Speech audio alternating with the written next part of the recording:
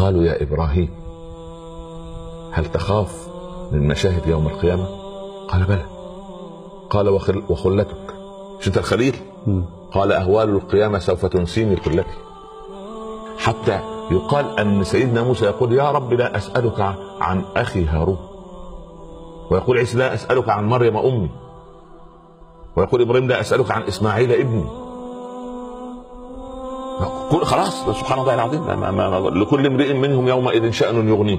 خلاص الثابت الوحيد سيدنا محمد فقط، لأنه أراه الله النار من قبل، أراه ملك الموت من قبل، ثبته عسى أن يبعثك ربك مقام، هذا هو المقام المحمود، هذا الثابت الوحيد. كل شوف ما من ملك مقرب ولا نبي مرسل إلا ودعوته يومها يا رب سلم يا رب سلم، إلا سيدنا محمد يا رب أمتي يا رب أمتي عليه الصلاة والسلام. عليه الصلاة والسلام. هل هذا رسول يترك؟ لا والله. هل تترك سنته؟ لا والله. هل ننسى حقوقه علينا؟ لا والله. هل يعني ننسى أن نسير خلفه في صغير الأمر وكبيره؟ لا.